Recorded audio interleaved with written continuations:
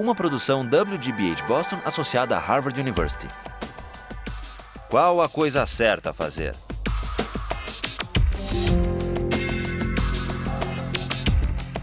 Justice, com Michael Sandel.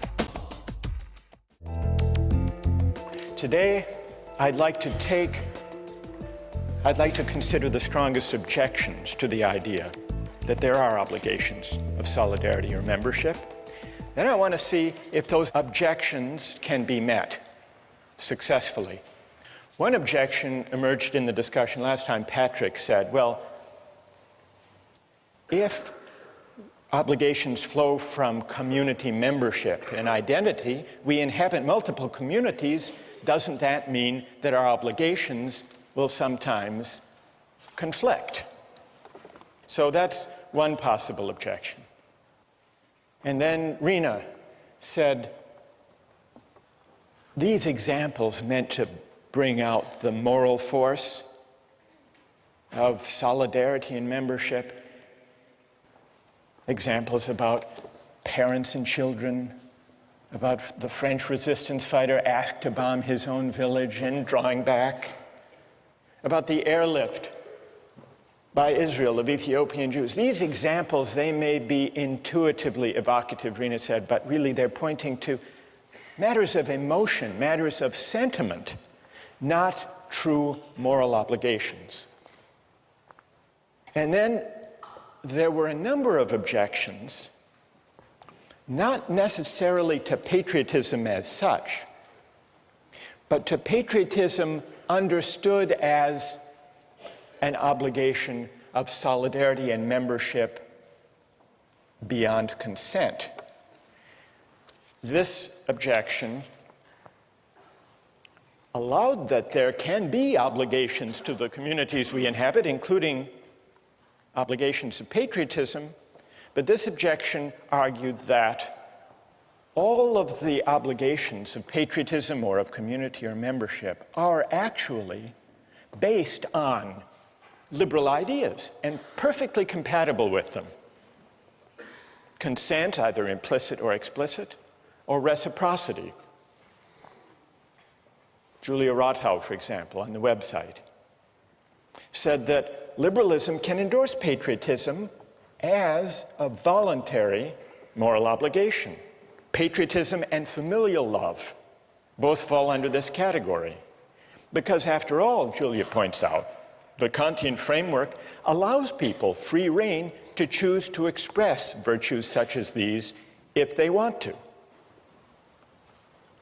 So you don't need the idea of a non-voluntary particular moral obligation to capture the moral force of community values.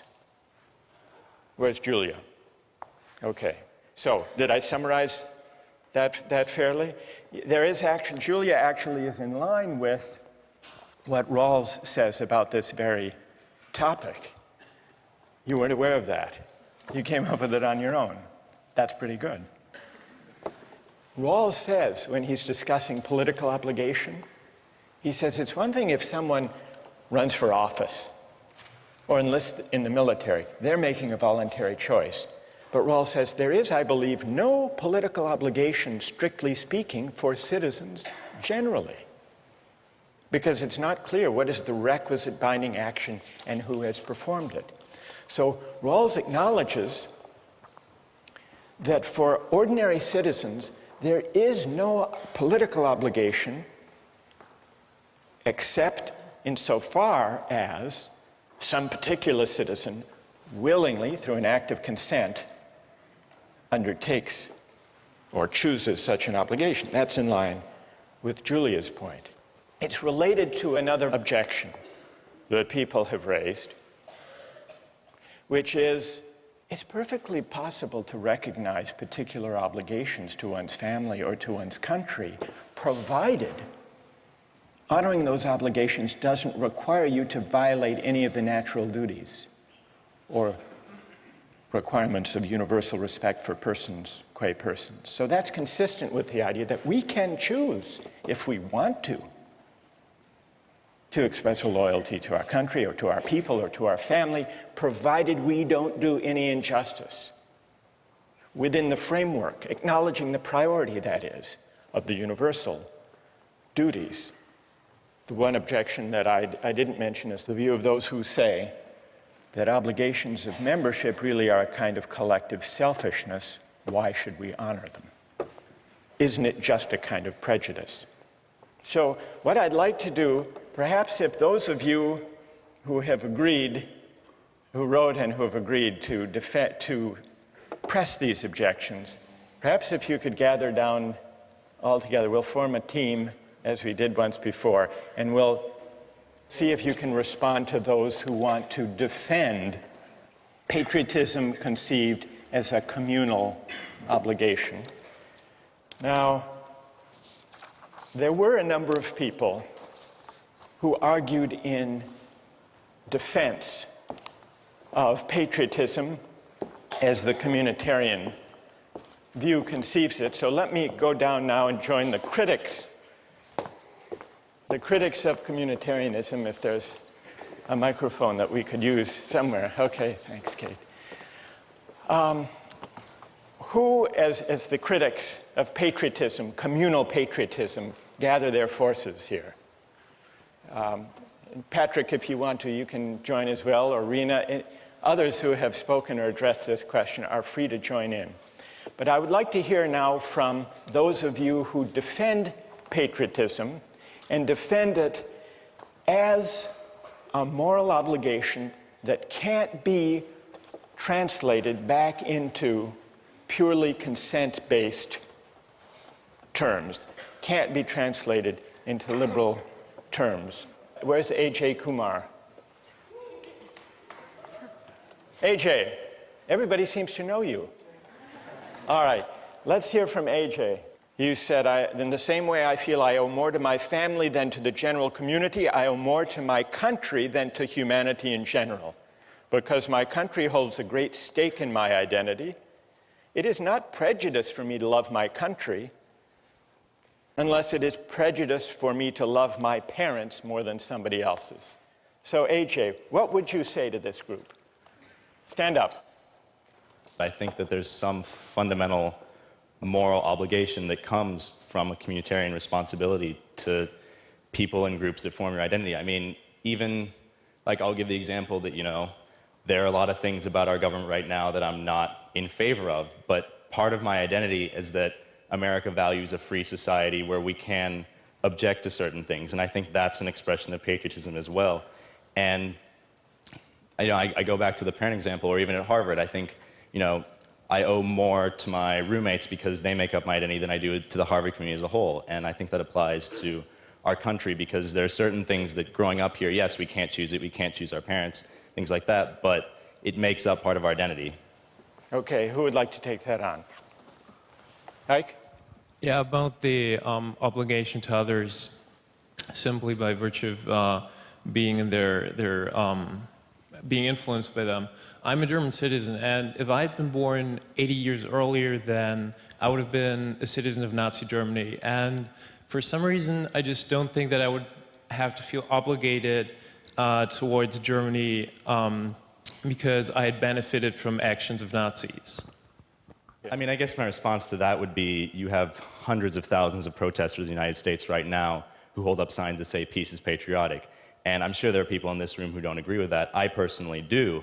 And I would say that they're strongly objecting to basically everything the Bush administration is doing right now, but they still consider themselves loving their country because they're furthering the cause of what they see as best for the country. And I tend to agree with that as a patriotic movement.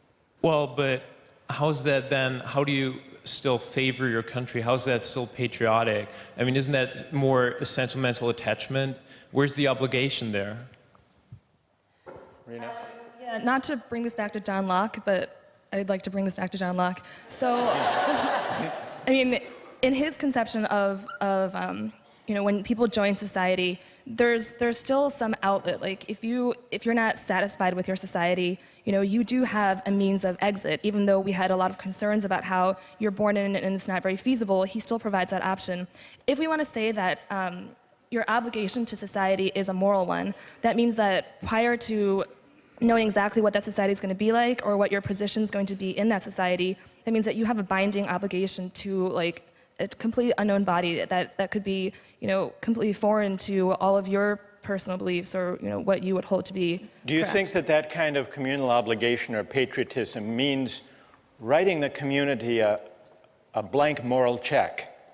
Basically, yeah. Like, I think that we can, I think it's reasonable to say that as you grow and as you develop within that community, that you acquire some type of obligation based on reciprocity. But to say that you have a moral obligation, I think, requires a stronger justification. Good. Who else? Anyone else like to address that?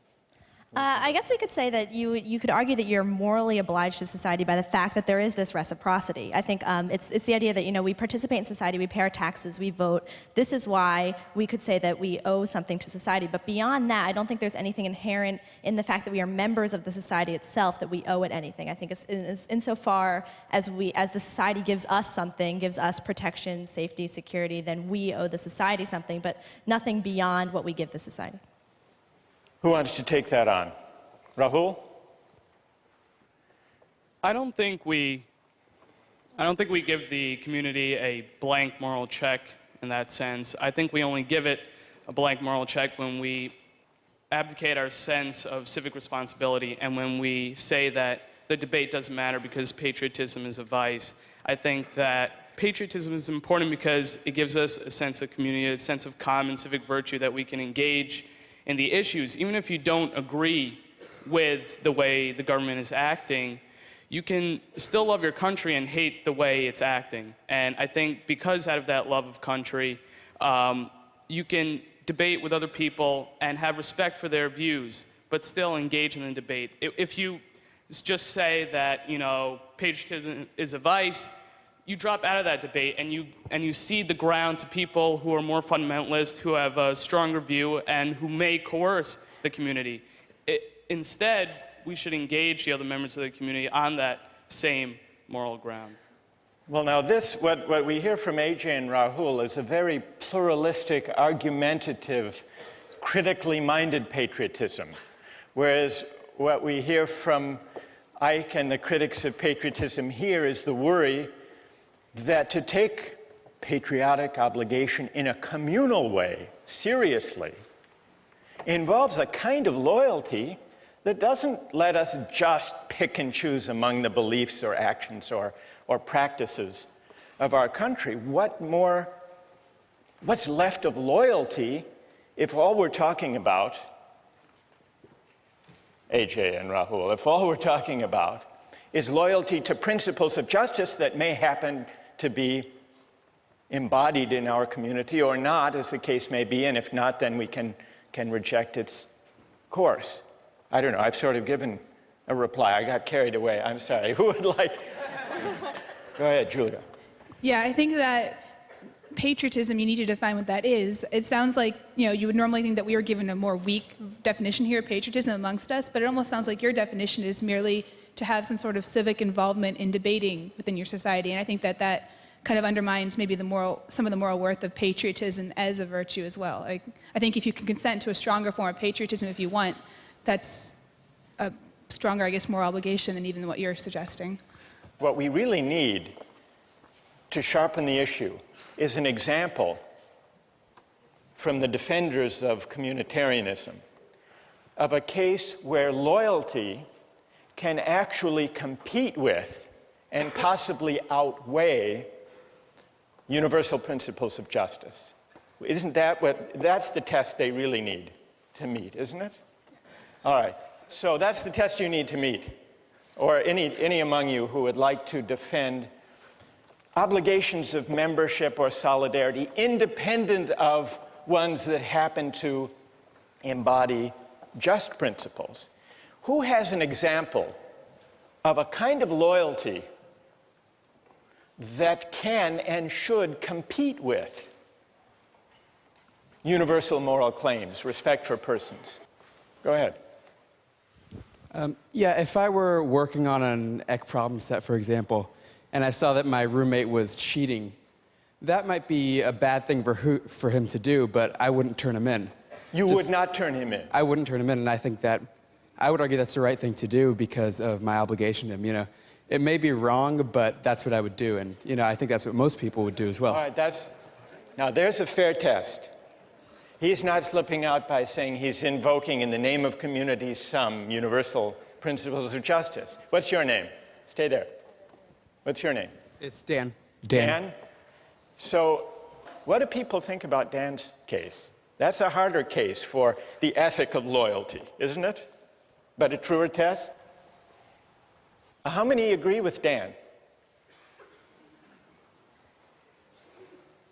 So loyalty, Dan, loyalty has its partisans. How many disagree with Dan?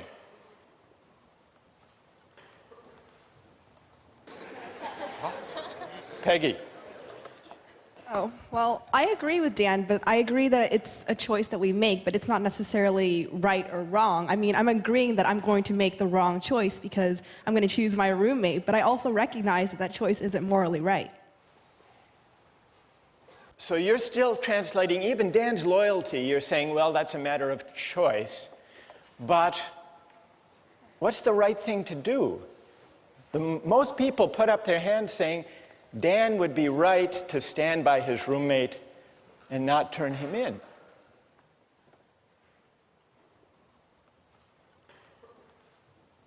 Yes, go ahead. Also, I think as a roommate, you have insider information, and that might not be something you want to use. That might be something unfair to hold against. You know, you're spending that much time with a roommate. Obviously, you're going to learn things about him, and I don't think it's fair to reveal that to a greater community. But it's loyalty, Wojtek. You agree with Dan that yes, loyalty is the ethic at stake here. Absolutely. You don't have a duty to tell the truth, to report someone who cheated? Not if you've been advantaged into getting that kind of information. Before our critics of patriotism leave, I want to give you another version, a more public example of what I guess we should call it Dan's dilemma. Dan's dilemma of loyalty. And I want to get the reaction of people to this. This came up a few years ago in Massachusetts. Does anyone know who this man is? Billy Bulger, that's right. Who is Billy Bulger? He was president of the Massachusetts State Senate for many years, one of the most powerful politicians in Massachusetts. And then he became president of the University of Massachusetts. Now, Billy Bulger, did you hear the story about him that bears on Dan's dilemma? Billy Bulger has a brother named Whitey Bulger. And this is Whitey Bulger. His brother Whitey is on the FBI's most wanted list, alleged to be a notorious gang leader in Boston, responsible for many murders, and now a fugitive from justice. But when the U.S. attorney, they called Billy Bulger, then the president of the University of Massachusetts, before the grand jury, and wanted information on the whereabouts of his brother, this fugitive. And he refused to give it. The U.S. attorney said, just to be clear, Mr. Bulger, you feel more loyalty to your brother than to the people of the Commonwealth of Massachusetts? And here's what Billy Bulger said. I never thought of it that way, but I do have a loyalty to my brother. I care about him. I hope that I'm never helpful to anyone against him. I don't have an obligation to help anyone catch my brother. Dan, you would agree? How many would agree with the position of Billy Bulger? Let me give one other example, and then we'll let the critics reply, the critics of loyalty, as we'll describe it. Here's an even more fateful example from a figure in American history, Robert E. Lee. Now, Robert E. Lee, on the eve of the Civil War, was an officer of the Union Army. He opposed secession, in fact, regarded it as treason. When war loomed, Lincoln offered Lee to be the commanding general of the Union Army. And Lee refused. And he described in a letter to his sons why he refused. With all my devotion to the Union, he wrote, I have not been able to make up my mind to raise my hand against my relatives, my children, my home, by which he meant Virginia. The Union is dissolved. I shall return to my native state and share the miseries of my people, save in her defense. I will draw my sword no more. Now here's a real test, Dan, for your principle of loyalty. Because here is the cause of the war against, not only to save the Union, but against slavery. And Lee is going to fight for Virginia, even though he doesn't share the desire of the southern states to secede. Now, the communitarian would say there is something admirable in that. Whether or not the decision was ultimately right, there's something admirable. And the communitarian would say, we can't even make sense. Rena, we can't make sense of Lee's dilemma as a moral dilemma unless we acknowledge that the claim of loyalty arising from his sense of narrative of who he is a moral, not just sentimental, emotional tug. All right, who would like to respond to Dan's loyalty, to Billy Bulger's loyalty, or to Robert E. Lee's loyalty to Virginia? What do you say, Julia? Okay, well, I think that these are some classic examples of multiple spheres of influence, and that you have conflicting communities, that your family and your country. I think that's one reason why the idea of choice in your obligation is so important, because how else can you resolve this? If you're morally obligated and there's no way out of this need for loyalty to both communities, you're trapped. There's nothing you can do. You have to make a choice. And I think that being able to choose based on other characteristics than merely, the arbitrary fact that you're a member of this community is important. Otherwise, it's left to, randomness. Well, Julia, the issue isn't whether Dan makes a choice, or Billy Bulger or Robert E. Lee. Of course they make a choice. The question is, on what grounds, on what principle should they choose? The communitarian doesn't deny that there's a choice to be made. The question is, which choice, on what grounds, and should loyalty as such weigh? Andre, now you want to. All right, go ahead. What do you say? Well, one of the things we've noticed in the three examples is that the people have all chosen the most immediate community of which they're a part, the more local one. And I think there's something to be said for that. It's not just random. There doesn't seem to be a conflict because they know which one is more important. And it's their family over the Ec 10 class, their state over their country, and their family over the Commonwealth of Massachusetts. So I think that's the answer to which is more important. You think that the local, the more particular is always the weightier morally, Andre? Well, there seems to be a trend in the three cases. I would agree with that, I think. And I think most of us would agree that your family takes precedence over the United States, perhaps. Which is why you go with Dan. Dan, yes. Loyalty to the roommate over Ec 10 and the truth. Yeah, exactly. I would, because, truth-telling, not the truth of Ec 10. Yes. All right, so we understand. Yes. But on the same example, in terms of family, you had cases in the Civil War where brother was pitted against brother on both sides of the war, where they chose country instead of family.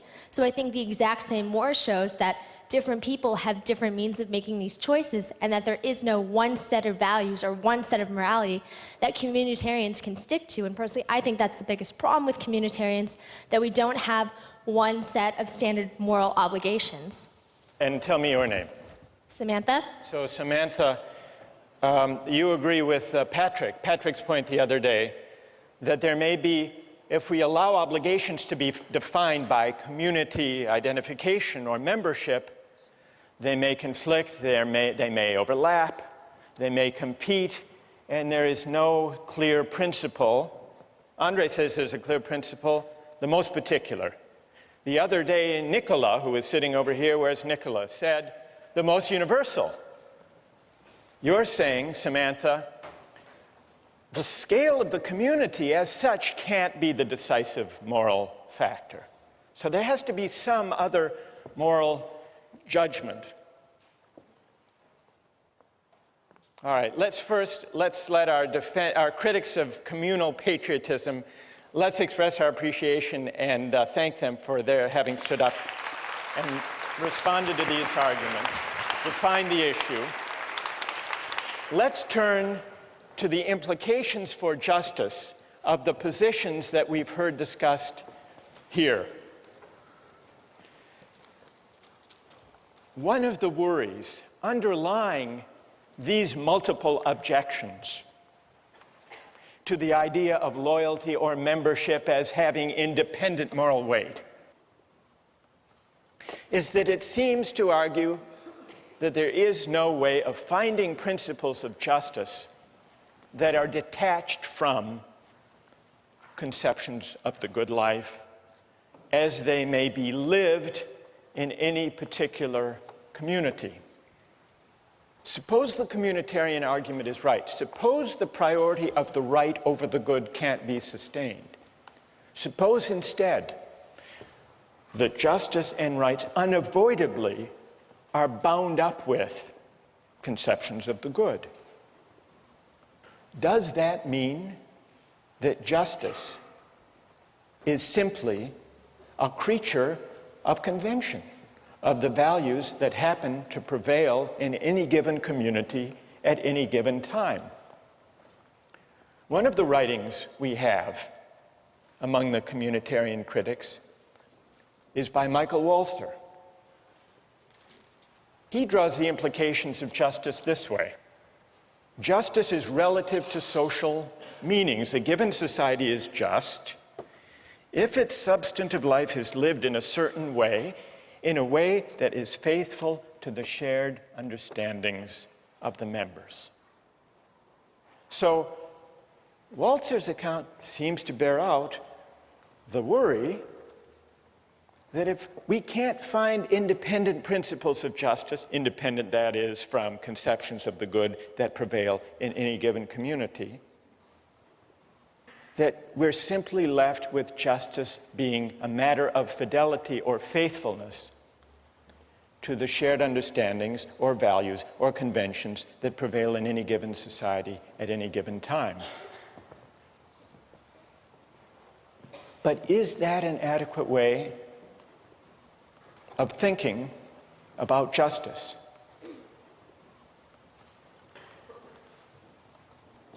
Well, let's take a look at a short clip from the documentary Eyes on the Prize. It goes back in the 1950s in the South. Here are some situated American Southerners who believe in the tradition, in the shared understandings of segregation. Listen to the arguments they make about loyalty and tradition, and see if they don't make you uneasy about tying arguments about justice to the shared understandings or traditions that prevail in any given society at the moment. Let's run the clip. This land is composed of two different cultures, a white culture and a colored culture, and I've lived close to them all my life. But I'm told now that we've mistreated them and that we must change, and these changes are coming faster than I expected, and I'm required to make decisions on a basis of a new way of thinking, and it's difficult. It's difficult for me, it's difficult for all Southerners. Well, there you have it. Narrative selves, situated selves, invoking tradition.